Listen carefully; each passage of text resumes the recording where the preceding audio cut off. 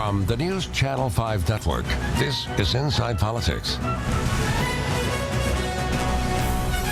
Hello, everyone. I'm News Channel 5's political analyst, Pat Nolan. Welcome to Inside Politics. It's been an unusually active summer and now fall on Tennessee's Capitol Hill. There was an unexpected special session of Tennessee lawmakers to fix an expensive legislative goof.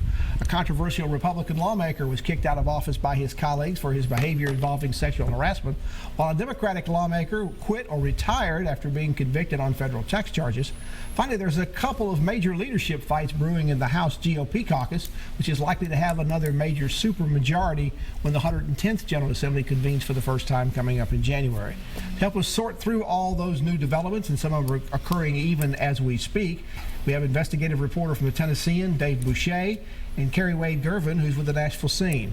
Welcome, and thank you both for coming on Inside Politics. Thanks for having us. Thanks for having me. Let's start with the ouster of Jeremy Durham. It passed 70-2 in the House, but the investigation that was done into his sexual harassment activities is still causing controversy and headlines. The Attorney General's office did the inquiry. It spoke with several women on the Hill who were identified all as Jane Does. Almost all of them were victims, but one Jane Doe is a state lawmaker. How she dealt with one of the Jane Doe victims on her staff back in 2013, some say it was a retaliation firing, is raising calls for more investigations. Dave, explain what this is about just a little bit. Sure. Just to clarify, too, there are actually several Jane Does who are lawmakers in the report, and there are, as you noted, many Jane Does who are apparent victims that are mentioned in the report. This specific Jane Doe references Representative Jane Doe 33. There is a situation where a staff member called Jane Doe 24 is talked to the Attorney General. Sounds like there was that the representative found out that this staff member and Representative Durham were hanging out and communicating. At the end of that session in 2013, that staff member was told that her position was going to be taken away. Essentially, that person was sent a letter that same day and said, "You are no longer going to have a job." There's an allegation that she was fired for whatever communication relationship that she was having with Representative Durham, and that was driven by that Representative Jane Doe 33. And so that's something that the Attorney General lists in the report and that Democrats have called for further investigation into. Now, Carrie, the investigation that was done when this originally happened back in 2013 was done by some state legislative human resources people. How do they maintain transparency about that if the legislature is kind of investigating itself as part of this? We don't know that an investigation was ever done into Jane Doe 24's firing. And that is what Democrats have called for this week to happen. And again, not for a confidential human resources investigation, but for a transparent investigation by the state attorney general, or as they mentioned yesterday, even the federal Department of Justice. Now, until the past few hours, the Jane Doe lawmaker in this particular case had not been identified. None of the Jane Does in it, or the John Does in it for that matter, had been identified. Your publication, the Nashville Scene, decided to go ahead and start naming at least the Does that were in it that are legislators. Why? Yes, we decided to name Jane Doe 33, who is Representative Mary Littleton, on 2 days ago in response to the Tennessean's reporting, which was raising questions about the firing of her staffer, but not naming her. And Representative Mary Littleton is in a contested race in Dixon. Her district covers Dixon and Cheatham counties. She's facing a Democrat. You know, it's important for voters to know who she really is. Dave, your paper has not named any of the people that were involved in it as far as Jane Does, on whether they were victims or lawmakers, and you're still doing it. Why?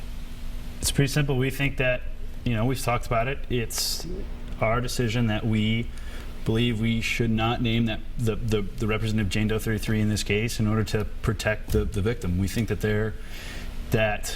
the victim in this case was a staff member with Representative Jane Doe 33, and we think by naming that lawmaker that it could bring harm to that staff member. Carrie, your paper, your publication went even further at this point. You're naming all the legislators that were Jane or John Does in that. Yes, on Friday morning we published a full list, which is sourced We have confirmed this with multiple people through our own reporting, through various other sources, of the other representative Jane and John Does in the list, who include House Speaker Beth Harwell, who include House Republican Caucus Chair Glenn Cassida, who include House Majority Leader Gerald McCormick. In light of the fact, Dave, that this has now been named by another publication, would you consider now identifying the other Does? Are you concerned that that will also expose other Jane Doe victims? That's not a decision that I'm ready to make sitting here with you. We have an editorial process that I talk about with all of my editors. I don't make those decisions unilaterally. That's something that we talk about. Again, though, as someone who has talked to victims in this case and has been talking to victims for months in this case, I can tell you that they are still terrified. This case might be over in the Attorney General's eyes, it might be over in other people's eyes. It's not over for them.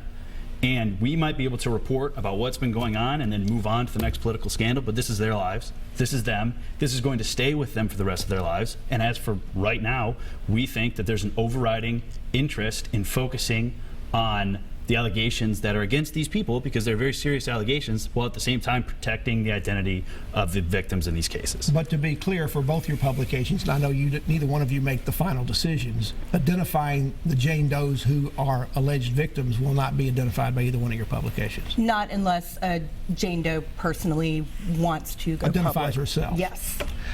Another possible part of this retaliation firing was the Black Caucus. They were very concerned and upset when the report came out that this person that was fired said that she was told, well, she could stay on, but she'd have to be transferred to work for one of the black representatives in the Black Caucus and take a pay cut. That's just to clarify that, Pat, that's actually a different case that's involved an allegation from the Speaker's office, a completely different allegation involving completely different people.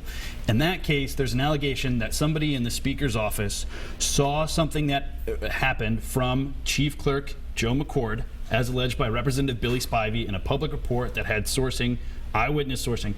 That allegation was that Chief Clerk McCord made some sort of abusive gestures, including raising his middle finger toward the staff member and a small child. And then the allegation is that Legislative Human Resources told this staff member that a possible remedy would be to go work for the Black Caucus. Now, that Legislative Human Resources person, Connie Ridley, has denied that that's ever happened. But I just wanted to clarify that those are two very separate incidents. Well, who makes an investigation if there is one on that? Does the legislature investigate itself, or does that go outside someplace? So typically, the Black Caucus has asked for an investigation on that. Well, sure, and anybody can ask for any investigation, and that doesn't mean it's necessarily going to happen.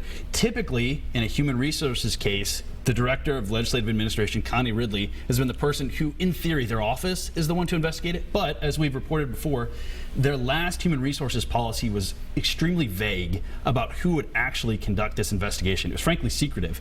And they've adopted a new policy, but it doesn't say, in the course of an allegation, staff member X will conduct this investigation. And this case is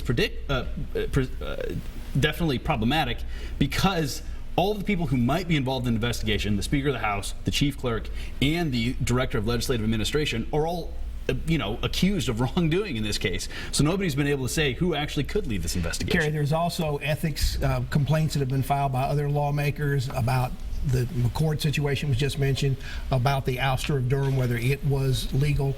Is this opening Pandora's box on the Hill, or is this just tit for tat between two groups that seem to be warring for control up there? Well, Representative Womack, who is not coming back next session, who did not run for re-election, has filed multiple ethics complaints against Harwell. The first 3 were dismissed. He pulled 2 ethics complaints on the day of the hearing, and then refiled one of them with more detailed information yesterday, and also the McCord filed situation. And also filed. One was over the Durham ouster, and then filed a new one over the McCord situation. But there have been questions raised as to why this retiring lawmaker is so determined to try to hit Harwell in his last month in office. Kerry Wade Gervin is our guest on Inside Politics, along with Dave Boucher, an investigative reporter from the Tennessean. We're talking about all the goings-on Capitol Hill during a time of year when usually the legislature is pretty dormant up there. Back to continue our conversation about what we've already been talking about and other issues on the Hill when we come back after this break. Stay with us.